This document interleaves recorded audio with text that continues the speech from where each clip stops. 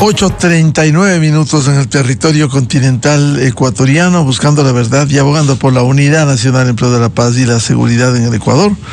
Queremos saludar a la doctora Stephanie Macías, analista, estratega en comunicación y crisis política y de Buró Estratégico. Lo invitamos con ocasión de un análisis que hemos revisado precisamente de su autoría respecto del tema arancelario en los Estados Unidos y las repercusiones que hay en el planeta. Estas políticas del presidente Trump que han generado revuelo y que han entrado en una fase de tensión institucional y comercial luego del dictamen de la Corte Suprema que limitó el alcance del poder presidencial. A ver, ¿cuál es la lectura que tenemos frente a estos hechos? Política de aranceles del presidente Trump y esta disposición de la Corte Suprema de los Estados Unidos. Buen día.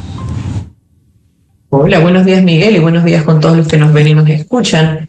Bueno, ¿qué es lo que sucedió? Un poco para poner en contexto, la decisión del caso que se llama Learning Resource Inc. versus Trump responde a una pregunta muy específica. La pregunta que un poco la Corte Suprema quería era si autorizaba al presidente a imponer tarifas o aranceles, y la Corte respondió no. Y el fallo decía que Estados Unidos no puede usar tarifas, y dice algo más institucional. El presidente no puede hacer uso de la ley de poderes de emergencia para crear impuestos o aranceles global sin autorización del Congreso. Recordemos que en Estados Unidos estos aranceles deben ser puestos o deben ser procesados a través del Congreso. Y la Corte enfatiza el poder de impuestos, duties, imports y excise del Congreso. ¿Qué es lo que sucede y por qué también ha llamado la atención? Porque quien hace esta referencia es la Corte Suprema, que en su mayoría muchos han sido nominados por Trump y otros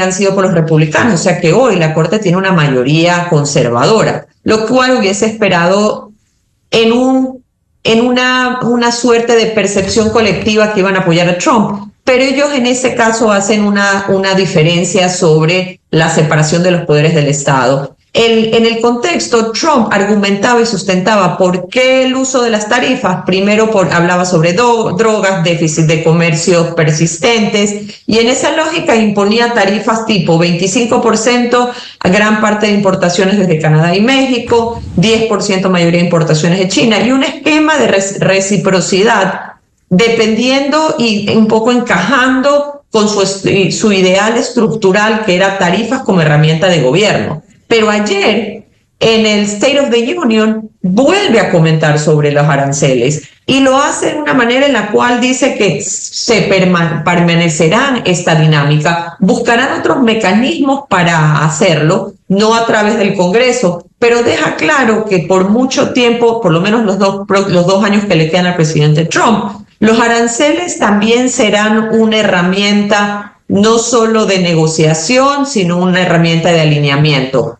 ¿Cómo lo va a hacer? No lo mencionó, pero sí mencionó que los aranceles estarán y que buscará la manera de hacerlo sin pasar por el Congreso. Ahora, este solo es un debate solo comercial, económico, político, para estar claros, doctora Macías. En este caso específico de lo que sucedió con la Corte Suprema, no, porque habla de la institucionalidad por encima de la coyuntura. Este fallo que John Roberts, que es el presidente, el chief de la Corte Suprema, no fue un actor secundario, fue un actor que el presidente Trump nominó, fue un poco el arquitecto de este mensaje, y el mensaje que él ha construido era proteger la legitimidad institucional del tribunal, evitar expansiones abruptas de poder ejecutivo sin base legislativa. Y esto posiciona tres temas importantes. El poder imponer aranceles es poder tributario, el poder tributario pertenece al Congreso, una delegación ambigua no puede convertirse en autoridad ilimitada. Entonces, esto ya no solo es el tema de quién tiene el poder o no para poder el tema tributario, el tema habla sobre cuáles van a ser los límites del poder. Este es un fallo, por supuesto, pro libertad, pero también pro equilibrio entre los poderes del Estado. Y esto es lo que también se está viendo en esta dinámica de lo que está sucediendo con la Corte Suprema y el presidente Trump. Ahora, ¿hasta dónde va en este esquema que usted nos ha descrito, actuación de la Corte Suprema y reanudación de los aranceles del presidente Trump? ¿Hasta dónde en la práctica esta limitación de la Corte al alcance del poder presidencial para imponer aranceles bajo leyes de emergencia? Bueno, la Corte Suprema le ha dicho que no, que eso no va a suceder y que a través de ellos no va a pasar. Pero la estrategia de Trump con las tarifas y este eslogan de American First, él lo estaba tratando de sustentar a través de una clave geopolítica. Él no solo hablándolo como un impuesto, sino como un poder, y tenía 4 funciones estratégicas, que era leverage, convertir acceso al mercado estadounidense en moneda de negociación, en el tema de seguridad, migración, drogas y alineamiento con Occidente. 2, tenía la reindustrialización. Trump ha hablado mucho de America First y lo que quería era de alguna manera lograr encarecer importaciones para empujar inversión y producción local. Y recaudación, usar tarifas como ingreso fiscal rápido. De hecho, ayer en el State of the Union dijo que los tariffs o los aranceles pudiesen llegar en algún momento a reemplazar el income tax de los americanos, refiriendo a que estas aranceles, en la medida en la cual lleguen estos aranceles, disminuye el impuesto que va a tener que pagar los americanos. Entonces, con esto en mente, ya comenzamos a ver este nuevo delineado de cancha en lo que será la pre-campaña para los midterms election, que es un termómetro importante de cómo va la ciudadanía americana aceptando o beneficiando o rechazando el liderazgo del presidente Trump. Y esta me pareció, dentro del State of the Union, un tema bastante interesante, cómo quiere hacer un poco una negociación con el pueblo americano. Hagamos las tarifas, recibamos las tarifas y aceptémoslas, y esto de alguna manera, estos ingresos mermarán tu impuesto. Ahora, la Corte Suprema limita el alcance del poder presidencial, pero Trump inmediatamente responde elevando el arancel global temporal al 15%. Sí, ese yo le digo que es el plan B. ¿Por qué el plan B? Porque él usa la tarifa temporal hay una sección de la 126 del Trade Act que dice que permite aranceles amplios hasta 150 días. Máximo citado típico es del 15%, mientras de alguna manera reencamina más esta estrategia. ¿Y por qué lo hace? Lo hace porque no puedes, miren lo que pasó con el gobernador de California, que cuando la Corte Suprema le dice estos impuestos, estos aranceles no son viables, y le dice vamos a hacer una presentación para que el gobierno nacional nos devuelva estos impuestos, que serían billones de dólares. Entonces, el plan B del gobierno es generar esta tarifa mundial extra, ganar los 150 días para lograr tener o de alguna manera generar un mecanismo para que sí sea prolongable en el tiempo el impuesto. Pero con estos hechos, tanto de la administración Trump cuanto de la Corte Suprema, ¿no estamos frente a un punto de inflexión en la arquitectura del poder económico americano? Yo creo que más que inflexión fue en algún momento hablábamos de reordenamiento. Yo no creo que es reordenamiento, es solo la Corte Suprema recordándoles que los poderes del Estado están para quedarse, la independencia de los poderes del Estado. Y mira que ayer en el State of the Union estuvo la Corte Suprema en pleno. Yo creo que Trump tiene claro que esa parte específica va a escoger sus batallas, y con la Corte Suprema no va a escoger la batalla. Tendrá que buscar otros mecanismos para imponer o introducir aranceles que no tengan, primero tendrá que encontrar qué sustento lo va a hacer, porque a través la Corte Suprema le ha dicho todo impuesto tendrá que ser a través del Congreso. Ahora, para explicarlo bien cómo hace su análisis en Buró Estratégico, ¿cuál es el significado real del fallo de la Corte? ¿A qué te refieres, Miguel, en cuanto a la separación de los poderes del Estado? Específicamente en el tema de limitar el alcance del poder presidencial. Bueno, y quiero voy a leer esta parte porque me pareció interesante. El juez Neil Gorsuch, en su párrafo final, recordó el proceso legislativo es deliberadamente lento porque la estabilidad requiere legitimidad. Reconoció que puede ser tentador eludir al Congreso en un momento de urgencia, pero advirtió que el diseño constitucional existe precisamente para evitar concentraciones de poder tributario. Lo que hace es el detalle político interesante. Los liberales coinciden en el resultado y los dos están de acuerdo. Esto muestra la coalición de 6-3 fue el resultado. La mayoría de los miembros de la Corte Suprema estuvieron de acuerdo en imponer límites a este poder. Y volvemos a lo que es la separación de poderes del Estado y cómo tanto el Chief Justice Roberts y Gorsuch y especialmente Barrett hablan que la autorización está clarísima, hay separación de poderes del Estado y que se necesita mantener los procesos. Precisamente por lo que señala Stephanie, el rol de John Roberts y el mensaje institucional de la Corte, ¿cuál es?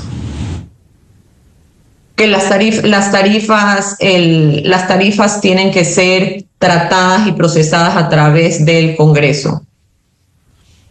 ¿Y cómo se enmarca esta doctrina arancelaria dentro de la agenda American First que proclama reiteradamente el presidente Trump? Bueno, la agenda arancelaria, como decíamos antes, tenía varios objetivos. El primero, generar una presión fiscal de tal manera que haya una inversión, que no lo compres afuera, sino que lo compres adentro. Trataba de incentivar la industria local. También es una manera de leverage, convertir acceso a mercado de Estados Unidos en una moneda de negociación, especialmente con lineamientos de seguridad, migración y droga. También el tema de recaudación, tratando de que en el momento en el cual los aranceles es un ingreso fiscal rápido y es de alguna manera políticamente vendible en el referente de lo pagan afuera, pero los gobernadores demócratas están haciendo una campaña y su narrativa es los aranceles no solo los pagan los de afuera, lo estamos pagando los consumidores locales. Y también es cierto que esta incorporación de aranceles también genera una especie de bandos en los cuales, de acuerdo a tus lineamientos, también puedes ser beneficiado o no, de acuerdo a tu relacionamiento, puedes ser beneficiado o no con un mejor arancel. Doctora Macías, ¿y cuál es el impacto real del arancel global del 15% a sabiendas de que los empresarios, inversionistas, directorios, líderes corporativos toman decisiones estratégicas? Bueno, es importantísimo porque tenemos que entender qué es lo que sucede, qué es lo que pasa con los empresarios y en general. Cuando uno hace una estrategia comercial y hasta de exportación, necesitas entender qué es lo que puede pasar y en eso tenemos que entender las implicaciones como la volatilidad regulatoria, cómo la política comercial se vuelve más dependiente de decisiones no solo judiciales sino ejecutivas, la revisión de los márgenes, especialmente en sectores con bajo poder de traslado de costos, definitivamente es un peso adicional en todo lo que es logística y todo lo que es intentar comercializar tu producto. Renegociación contractual, porque había cláusulas con ajustes de cambios regulatorios, se vuelve central.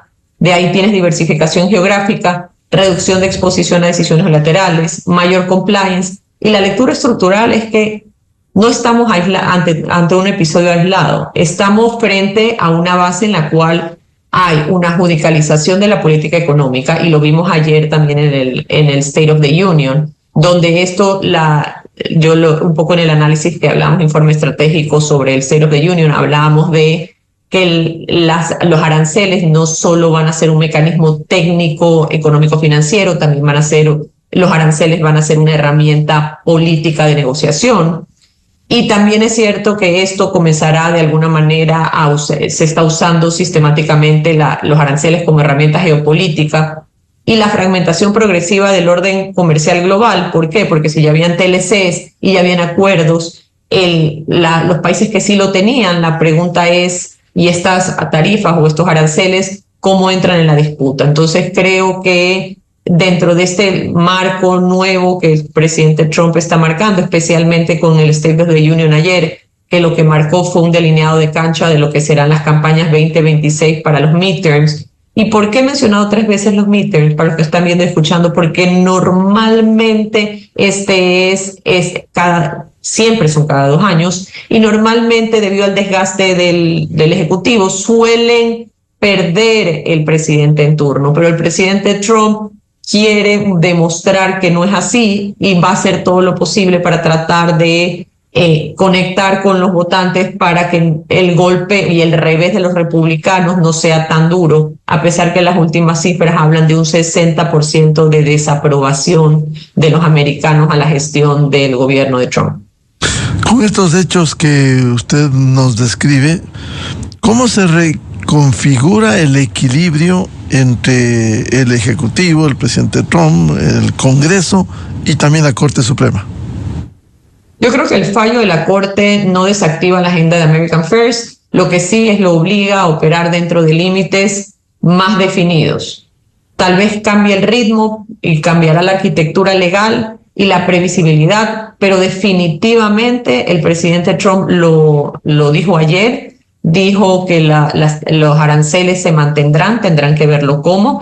Y algo interesante que nos llamó mucho la atención, creo que a todos, fue que en una forma de broma hizo un guiño a su tercer periodo. Recordemos que Estados Unidos solo tiene el presidente puede optar por una reelección. Y el hecho que lo haya hecho, el hecho que haya mencionado ese guiño, por más que sea broma, lo que comienza es a testear o tomar la temperatura de las reacciones de lo que pudiese hacer.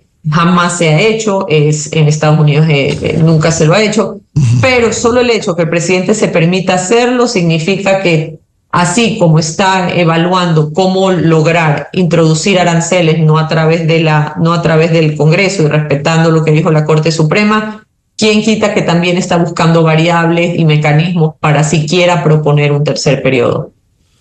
Precisamente en ese marco, doctora Stephanie Macías, ¿cuáles serían los escenarios estructurales al mediano plazo? Bueno, al mediano plazo tenemos tenemos que ver la publicación formal de la orden ejecutiva para identificar qué retrocede o qué se hace con lo que ha dicho la Corte Suprema y cómo lo adapta el Ejecutivo. 2, el alcance exacto del 15%, quién, cómo, dónde y cómo se va a implementar. Después, 3, la respuesta de la Unión Europea y China al respecto, cuáles serán las nuevas demandas judiciales y las posibles medidas espejo. Cuando digo posibles medidas espejo es porque Estados Unidos la Corte Suprema eliminó o le dijo que eran ilegales las aranceles, pero el presidente Trump puso los 15%, entonces a mediano plazo vamos a tener que ver cuál va a ser la reconfiguración geopolítica en cuanto a aranceles. Y, doctora Macías, ¿y cuáles serían las implicaciones concretas para el sector privado? Bueno, dependiendo de dónde hablemos, por ejemplo, en el caso de Ecuador, con el acuerdo con Estados Unidos, el hecho de que el acuerdo sea progresivo y comience con el tiempo a irse disminuyendo, tendremos que ver esos tiempos para ver cómo y cuándo llegarían a esa disminución. En teoría pudiésemos, de acuerdo a la información que tenemos, que pudiésemos llegar hasta 0, partiendo de 10 y en algunos casos 15 y en otros ya los productos serían directamente desde 0. Entonces las repercusiones es una repercusión de un mayor fuerza laboral. Cuando digo fuerza laboral es porque tienes que tener equipo de asuntos públicos y regulatorios, tener abogados, tener todo listo para entender cómo se va aplicando lo que antes pensabas que era un arancel escrito sobre piedra, hoy cómo van a retroceder y cómo va a ser esa aplicabilidad. También en el tema de los exportadores, no solo la tarifa con la cual vendiste el producto, sino toda la tarifa logística, y en los centros de distribución de Estados Unidos, cómo se quitará o cómo se retrocederá esto. Este engranaje de los aranceles es un engranaje que no solo tiene que ver con la parte legal y tributaria, sino también la parte comercial. Una vez que la Corte dice que no va más, el desmontar este engranaje no solo toma tiempo, sino también es un tema administrativo un poco complicado. Y en este escenario, doctora Macías, ¿se podría anticipar una ventaja competitiva para los países, para los productores? Definitivamente. Lo que habrá que ver es quiénes se benefician. De hecho, estábamos leyendo un Financial Times, hacía un análisis, y por eso lo menciono, porque Financial Times decía algo interesante, que era que ellos, dentro del estudio que ellos habían visto, ellos sentían que una tarifa plana global podía favorecer relativamente a actores como China y Brasil. Y le decía porque reducía la dispersión y penalizaba diferencial. Y tenía un esquema más quirúrgico, a la vez sube de golpe sobre aliados que antes podían tener mejor trato relativo. Y esto, lo que hablaba el Financial Times, es que aparecía entre que China y Brasil aparecerían entre los que más ganan en promedio con el cambio, porque por la caída de tasas promedio respecto al esquema, mientras que UK, Unión Europea, Japón verían aumentos. Entonces, ¿qué significa eso? Que el arancel mundial parejo es más fácil de administrar políticamente, pero puede generar ganadores inesperados. Claro, por eso la inquietud, la interrogante, doctora Macías, ¿quiénes se benefician y quiénes se perjudican?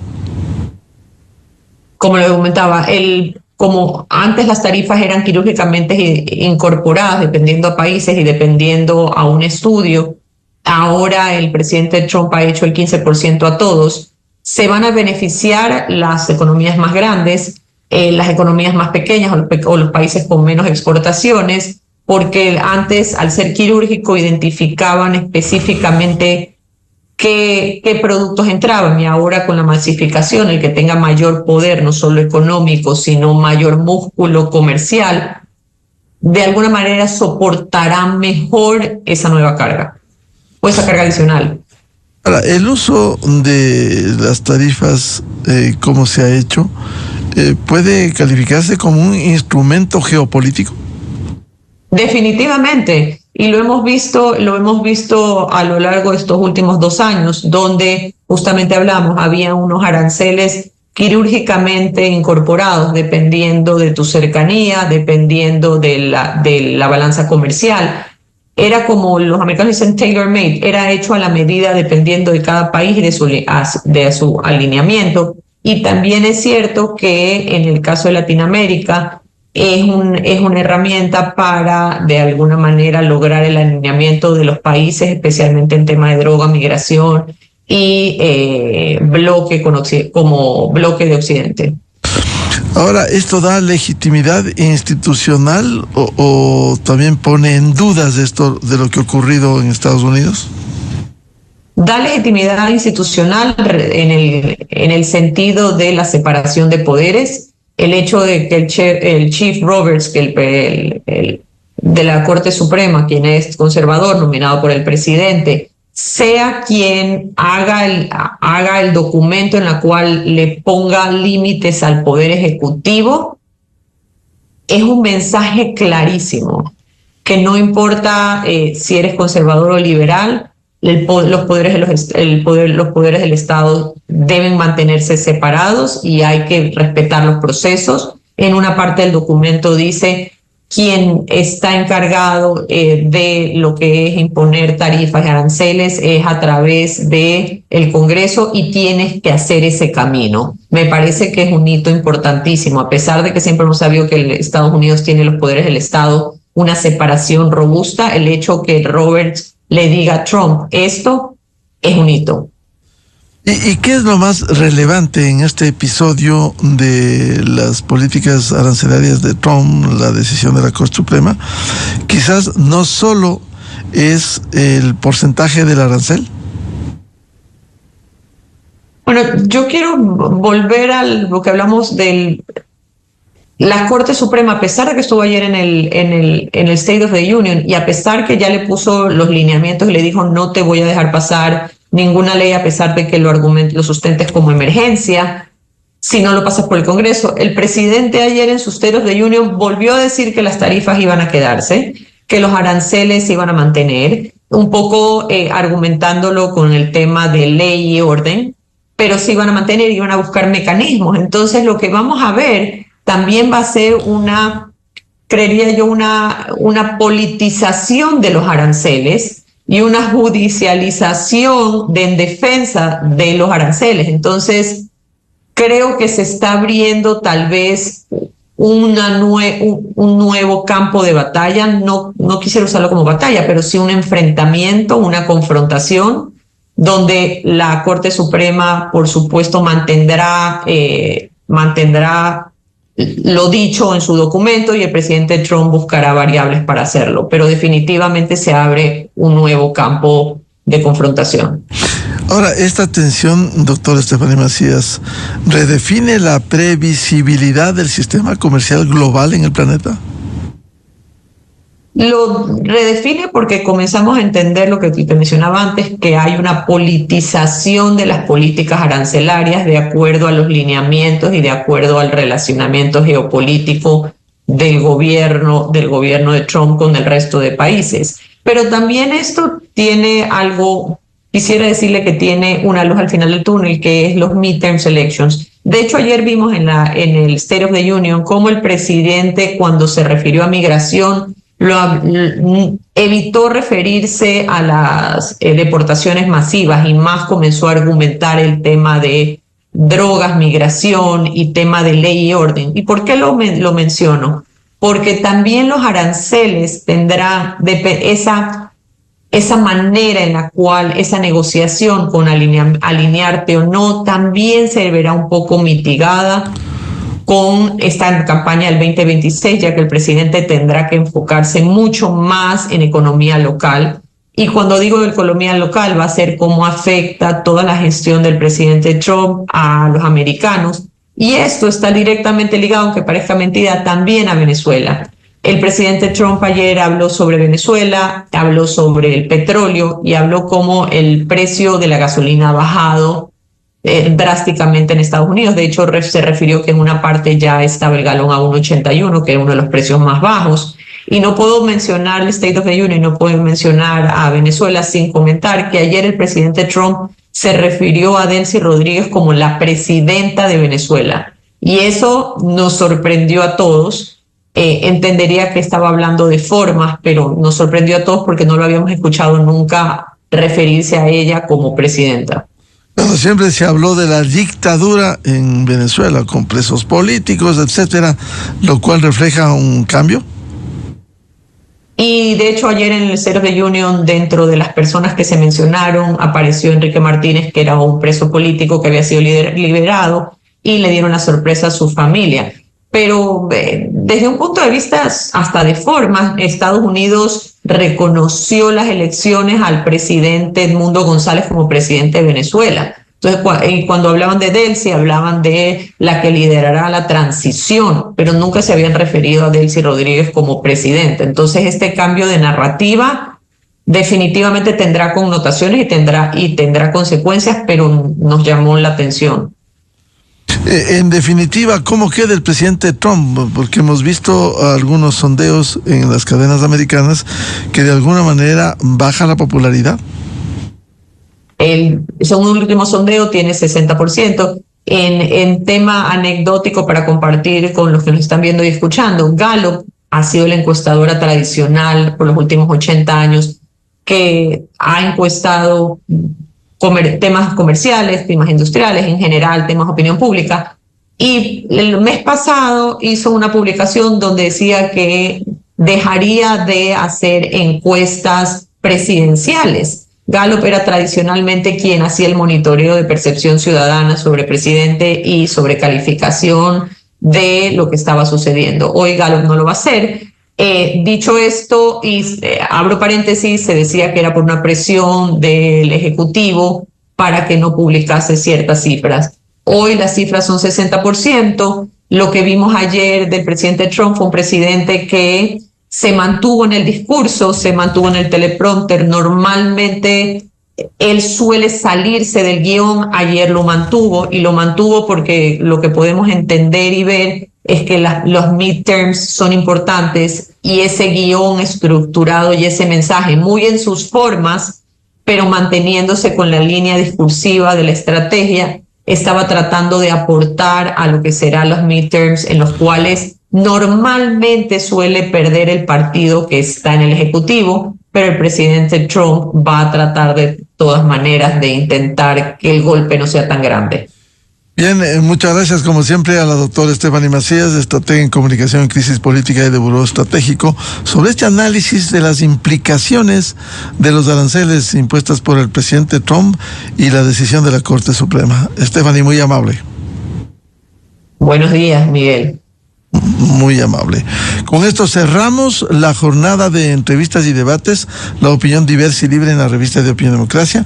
Les recomendamos, ya viene en Exa FM el show de la papaya y la opinión de Álvaro Rosero León. De mi parte les deseo un feliz miércoles a los miles de seguidores de la revista de Opinión Democracia. Felicidades, muy buen día. La revista de Opinión Democracia, buscando la verdad en todas partes. Esto es Exa Informa por Exa FM.